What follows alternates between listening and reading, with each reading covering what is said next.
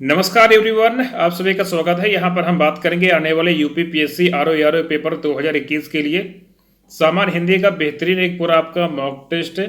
ये सारे क्वेश्चन आपके आने वाले यूपी एसआई पेपर, वीडियो री एग्जाम, लेखपाल, लोअर पीसीएस जो भी परीक्षा आपकी होने वाली है उन सभी परीक्षाओं के लिए भी ये पूरी क्लास काफ़ी आपकी महत्वपूर्ण होने वाली है।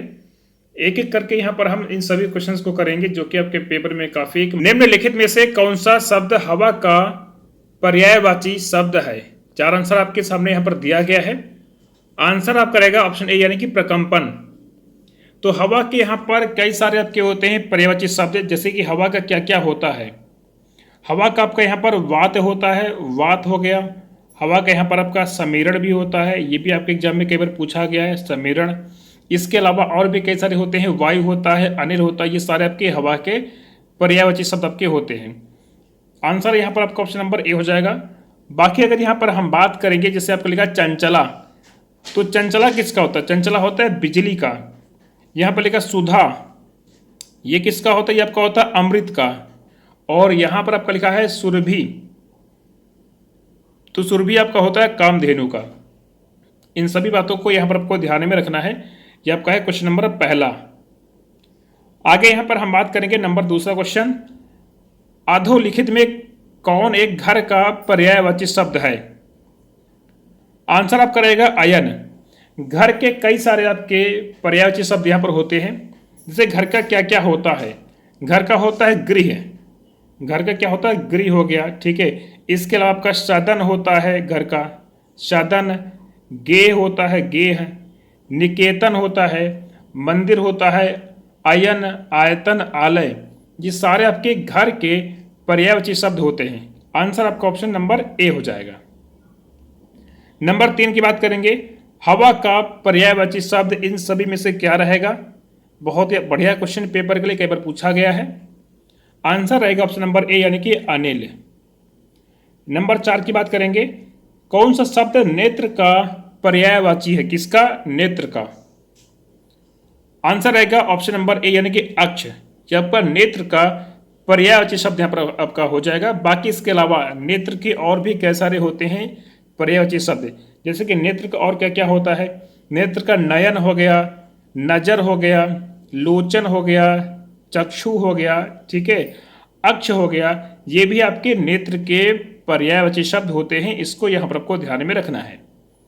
क्वेश्चन नंबर 5 आपका दिया गया 5, हाथी का पर्यायवाची शब्द क्या होगा? आपको यहाँ पर ये बताना, किसका? हाथी का।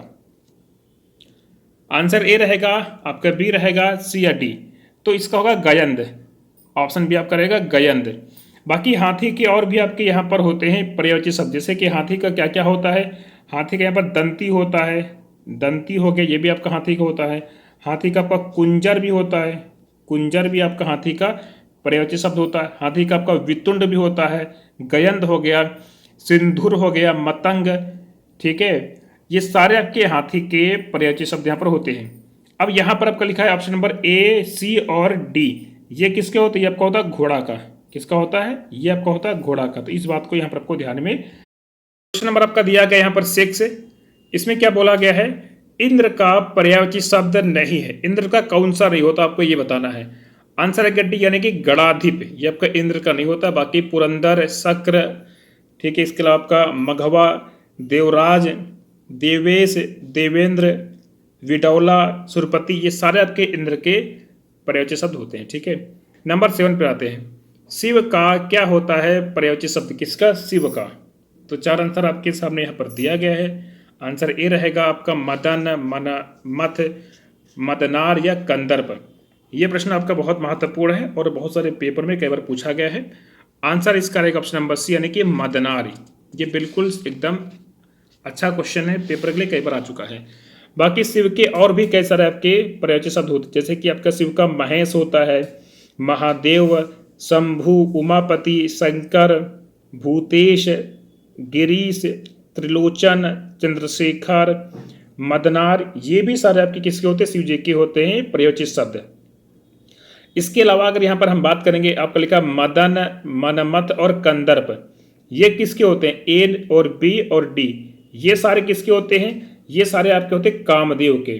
तो पेपर में इनको पूछता है, ये सारे किसके होते हैं? आपके होते हैं कामदेव के। इस बात को यहाँ पर आपको ध्यान में रखना है। नंबर 8 पर आएंगे, शंकर का पर्यायवाची शब्द इन सभी में से कौन सा नहीं है? आंसर ए रहेगा आपका, बी रहेगा, सी रहेगा या आपका डी रहेगा। तो इसका सिंपल सा आंसर आप करेगा डी, यानी कि शशधर। शशधर किसका होता है? तो ये होता है चंद्रमा का।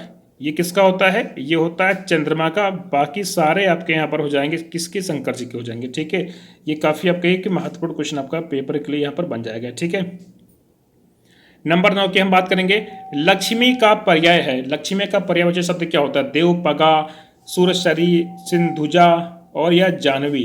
तो लक्ष्मी जी की बात करेंगे, आंसर इसका रहेगा यानी कि सिंधुजा। ये बिल्कुल आपका एकदम सही रहेगा। बाकी सारे अगर हम बात करेंगे, देवपगा ये गंगा का होगा, सुरसरी भी आपका गंगा का होगा, जानवी भी आपका गंगा का यहाँ पर हो जाएगा। क्वेश्चन नंबर आपका यहाँ पर दिया गया, अगला क्वेश्चन नंबर आपका दिया गया 10, निम्नलिखित में से कौन सा शब्द पर्वत का पर्यायवाची शब्द है? किसका? पर्वत का। तो आंसर आपका यहाँ पर रहेगा तुंग। ये किसका होता है? आपका ये पर्वत का होता है। पर्वत के और भी कई सारे होते हैं पर्वत का, तुंग हो गया, गिरी हो गया, भूधर हो गया, अचल, शैल, नग, पहाड़, ये सारे आपके पर्वत के होते हैं पर्यायवाची शब्द। बाकी अगर यहाँ पर हम बात करेंगे, जैसे आपका लिखा हुआ है यहाँ पर कुंजर, कुंजर, कर और मतंग, ये किसके होते हैं? ये तीर के तीनों आपके किसके हो जाएंगे? हाथी हो जाएंगे। तो इस बात को यहाँ पर आपको ध्यान में रखना है। नंबर 11 की हम बात करेंगे, जिसकी ग्रीवा सुंदर हो उसके लिए एक शब्द का क्या प्रयोग होता है? जिसकी ग्रीवा सुंदर हो, सुलोचन, सुग्रीव, सुनयन। आंसर ए रहेगा आपका, बी रहेगा, सी रहेगा, डी रहेगा। ये प्रश्न काफी आपका महत्वपूर्ण है। आंसर रहेगा इसका सुग्रीव। आगे यहाँ पर हम बात करेंगे, किसी छोटे से छोटे काम में त्रुटि खोजना यानी कि ढूंढना। तो अगर कोई किसी छोटे से छोटे काम में त्रुटि ढूंढे, खोजे, तो वहां पर उसके लिए एक शब्द का क्या प्रयोग किया जाता है? आंसर यहाँ पर आपका रहेगा इसका ऑप्शन नंबर सी, यानी कि छिंद्रानवेशी। एक बात यहाँ पर आपको ध्यान में रखना है, किसी छोटे से छोटे काम में त्रुटि ढूंढना के लिए शब्द जो एक प्रयोग करते हैं, तो इसका आंसर रहेगा सी, यानी कि छिंद्रानवेशी। इसके अलावा किसी विषय या वस्तु पर आलोचना करने वाला, उसको हम लोग आलोचक कहते हैं। ईर्षालु की बात करेंगे तो किसी से ईर्षा रखने वाला आपका ईर्षालु होता है। और अज्ञानी की बात करेंगे तो जो कुछ नहीं जानता है उससे हम लोग बोलते हैं अज्ञानी। तो इन बातों को यहाँ पर आपको ध्यान में रखना है। एग्जाम में ये सभी क्वेश्चंस बार बार आपके पूछे जाते हैं। नंबर 12 क्वेश्चन आपका हो चुका है। नंबर 13 पर आते हैं। क्वेश्चन नंबर आपका है 13, जो किसी अन्य व्यक्ति के स्थान पर कार्यरत हो उसके लिए एक शब्द का क्या प्रयोग करेंगे, आपको ये बताना है। तो आंसर इसका रहेगा ऑप्शन ए रहेगा, आपका बी रहेगा, सी रहेगा या आपका डी रहेगा, यानी कि स्थानापन्न बोलेंगे। तो जो किसी अन्य व्यक्ति के स्थान पर कार्यरत हो उसके लिए बोलते हैं स्थानापन्न कहते हैं। इस बात को यहाँ पर आपको ध्यान में रखना है। नंबर 14 की बात करेंगे, जिसे वेतन ना मिलता हो उसके लिए एक शब्द हम क्या प्रयोग करते हैं? 4 आंसर आपके सामने यहाँ पर दिया गया है, उसे बोलेंगे अवैतनिक, option number C. Question number आपका 15, जो आधी अवधि तक काम करता है दिए गए समूह के लिए एक आपका उचित शब्द क्या रहेगा? आंसर ए रहेगा आपका, बी रहेगा, सी रहेगा या आपका ऑप्शन नंबर डी रहेगा। आंसर रहेगा सी, यानी कि अर्धकालिक। आगे बात करें, क्वेश्चन नंबर आपका 16 है, जो कुछ समय के लिए नियुक्त किया गया हो उसके लिए एक सही शब्द का क्या चयन यहां पर करोगे? अंशकालिक, अर्धकालिक, पूर्णकालिक या समकालिक? आंसर रहेगा आपका अंशकालिक। एक बात यहां पर आपको ध्यान में रखनी है, जो कुछ समय के लिए नियुक्त किया गया है उसे हम लोग बोलते हैं अंशकालिक। जो आधी अवधि तक काम करता है उसे बोलते हैं अर्धकालिक। और जो पूरा समय काम करता है उसे बोलते हैं पूर्णकालिक। और जो उसी समय में हो उसे बोलते हैं समकालिक। क्वेश्चन नंबर आपका है 17, जो उस पद पर होने के कारण किसी कार्य में रत हो उसके लिए एक शब्द का क्या प्रयोग किया जाएगा? तो आंसर इसका रहेगा यानी कि पदेन। तो जो उस पद पर रहने के कारण किसी कार्य में रत हो उसे हम बोलते हैं पदेन बोलते हैं। क्वेश्चन नंबर आपका यहाँ पर 18 है, जहां आबादी ना हो वाक्य के लिए सही शब्द क्या रहेगा? आंसर रहेगा ए, यानी कि निर्जन। नंबर 19 देखेंगे, जिसका निवारण ना हो सके उसके लिए एक शब्द का क्या प्रयोग किया जाएगा? जिसका निवारण ना हो सके। 4 आंसर आपके सामने यहाँ पर दिया गया है। आंसर ए रहेगा, आपका बी रहेगा, सी रहेगा या आंसर नंबर आपका डी रहेगा। तो आंसर आएगा डी यानी कि अनिवार्य। नंबर 20 की बात करेंगे। यह क्वेश्चन भी काफी आपका महत्वपूर्ण है। आंसर इसका क्या रहेगा? ऑप्शन ए आपका है कि जिसका निर्णय हो चुका है, आंसर बी आपका है कि जिसका निर्णय ना हो चुका हो, सी है निर्णय के रूप में होने वाला, डी है जो बताने योग्य ना हो। तो यहां पर हम बात करेंगे जो आंसर आपका रहेगा ऑप्शन बी यानी कि जिसका निर्णय ना हो चुका हो। नंबर 21 की हम लोग बात करेंगे। क्वेश्चन यहाँ पर आपका रहेगा वाक्यों को यहाँ पर आपको शुद्ध करना है, वाक्य को शुद्ध करके बताना कि कौन सा वाक्य सही है और कौन सा आपका गलत है। 4 आंसर यहाँ पर आपके सामने दिया गया है। यहाँ गन्ने का ताजा रस बिकता है, यहाँ ताजे गन्ने का रस बिकता है, ताजा गन्ने का रस यहाँ बिकता है और ताजी गन्ने की रस यहाँ बिकती है। आंसर रहेगा ऑप्शन ए कि यहाँ गन्ने का ताजा रस बिकता है। ऑप्शन ए आपका बिल्कुल सही रहेगा। क्वेश्चन नंबर आपका है 22। शेर को देखकर उसका होश उड़ गया, आपको शुद्ध रूप बताना है। तो यहां पर देखेंगे सभी ऑप्शन को, तो आपका जो आंसर रहेगा डी रहेगा कि शेर को देखकर उसके होश उड़ गए। एक बात को यहां पर आपको ध्यान में रखना है, दर्शन, समाचार, होश, भाग्य, आंसू ये हमेशा आपके बहुवचन में आते हैं, तो इसलिए इसका आंसर आपका ऑप्शन नंबर डी रहेगा। नंबर 23 हम देखेंगे, यहाँ पर शुद्ध वाक्य यहाँ पर आपको पहचानना है। आंसर ए सही रहेगा, आपका बी रहेगा, आपका सी रहेगा या आपका डी रहेगा। इन सभी ऑप्शन के आधार पर कौन सा आपका बिल्कुल शुद्ध शब्द है, तो रहेगा डी यानी कि अग्नि प्रज्वलित हो रही है, आपका बिल्कुल सही है। बाकी में गलती है, जैसे कि आंसर ए लिखा है ये आपका अहल्या होता है। कैसे लिखेंगे? अहल्या, हम लोग इसको इस तरीके से लिखेंगे, ठीक है। बी में गलती है, ये आपका होता है निरपराध होता है। यहाँ पर जो धा में जो मात्रा है बड़ी ई की वो आपका बिल्कुल भी नहीं रहेगा।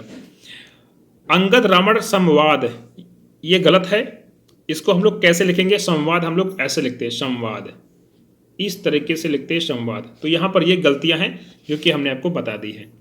नंबर 24 क्वेश्चन देखेंगे। आपको यहाँ पर शुद्ध वाक्य को पहचानना है। इन सभी ऑप्शन में कौन सा वाक्य आपका बिल्कुल एकदम सही है, तो आंसर आपका ए रहेगा, आपका बी रहेगा, सी रहेगा या आपका डी रहेगा। इन सभी ऑप्शन के आधार पर बात करेंगे तो यह आंखों देखी घटना है, इसका आंसर आपका ऑप्शन नंबर बी हो जाएगा। बाकी में क्या है? गलतियां हैं। 25 की हम बात करेंगे। यहां पर क्या है कि वाक्य आपको शुद्ध बताना है, कौन सा इन चारों में से सही आपका वाक्य है। दही खट्टी है, दही खट्टा है, दही खटास है, दही खटाई है। आंसर रहेगा बी यानी कि दही खट्टा है, ये बिल्कुल आपका शुद्ध वाक्य है। नंबर 26 की हम लोग बात करेंगे। यहां पर क्या है कि निम्नलिखित वाक्य शब्दों में से वर्तने की दृष्टि से आपको बताना है कि कौन सा अशुद्ध है। ऑप्शन ए, बी, सी या ऑप्शन नंबर डी। अब यहां पर हम बात करेंगे तो आंसर ए आपका बिल्कुल सही है, आंसर बी भी ठीक है और डी भी सही है, लेकिन आपका जो सी है इसमें गलती है, क्योंकि निरपराध नहीं होता है, निरपराध होता है। क्या होता है? निरपराध। इसको हम लोग लिखेंगे निरपराध, तो यहां पर ये बिल्कुल आपका सही रहेगा, यहीं पर ये गलती है। नंबर 27 की बात करेंगे। वर्तनी की दृष्टि से कौन सा आपका बिल्कुल सही? आंसर ए रहेगा, आपका बी रहेगा, सी रहेगा या आपका डी रहेगा। आंसर इसका रहेगा ऑप्शन नंबर सी, ये आपका वर्तनी की दृष्टि से बिल्कुल सही लिखा हुआ है और बाकियों में गलती है, क्योंकि अगर हम ए की बात करेंगे इसको हम लोग लिखेंगे उपलक्ष्य, इसको हम लोग इस तरीके से लिखेंगे उपलक्ष्य। कुशासन की बात करेंगे तो कुशासन कैसे लिखते हैं? यहाँ पर आपका कु हो गया और ये शाह हो गया, बाकी फिर इसमें आपका ये वाला शाह आ जाएगा, ये वाला शाह, ठीक है, कुशासन। तो इस तरीके से यहाँ पर हम इसको लिखेंगे कुशासन को, ठीक है, इसको यहाँ पर लिखेंगे कुशासन, कुशासन ऐसे लिखेंगे, ठीक है। बाकी दीपिका आपको पता है दा में जो है मात्रा बड़ी ई की रहेगी, ठीक है।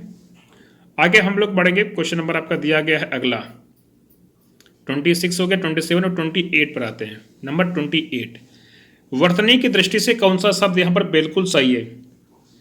आंसर इसका रहेगा यानी कि अनुगृहीत, बी आंसर आपका बिल्कुल सही रहेगा। 29 की हम लोग बात करेंगे। वर्तनी की दृष्टि से कौन सा आपका बिल्कुल सही है? आंसर ए रहेगा, आपका बी रहेगा, सी रहेगा या आपका डी रहेगा। ये प्रश्न काफ़ी महत्वपूर्ण है और कई सारी परीक्षाओं में ये बार बार पूछा गया है। तो रचयिता आपका बिल्कुल सही है, बाकी गलती जैसे कि आपका बी है, इसमें आपका क्या रहेगा, इसको हम लिखेंगे अनुगृहीत, ये आपका री रहेगा, इस तरीके से लिखेंगे अनुगृहीत, ठीक है। और ये आहार है, इसको हम लोग आहार लिखते हैं, इस तरीके से इसको लिखेंगे यहाँ पर, ठीक है। इस बात को आपको ध्यान में रखना है। तो ये थे टोटल आपका 29 क्वेश्चन तो यहाँ पर आपके ये 29 क्वेश्चन थे। आपने 29 में से कितनी प्रश्नों को बिल्कुल सही किया है आपको ये बताना है कमेंट बॉक्स में, ठीक है। उम्मीद करते हैं कि ये जो पूरा टेस्ट है आपको काफ़ी पसंद आया होगा। लगातार मैं कंटिन्यू आपको यहाँ पर आने वाले यूपी एसआई पेपर, यूपी लेखपाल पेपर, आरओ एग्जाम 2021 के लिए, इलाहाबाद हाईकोर्ट एआरओ के लिए, आरओ के लिए, हिंदी की जो भी चीज़ें काफ़ी महत्वपूर्ण हैं वो लगातार मैं आपको टेस्ट करा रहा हूँ। और ये आपका था टेस्ट नंबर 5। तो कंटिन्यू आपका ये क्लास चलता रहेगा, बस आपको लगातार डेली ज्वाइन करते रहना है। मिलते हैं हम लोग अगली क्लास में, तब तक सभी को धन्यवाद, टेक केयर।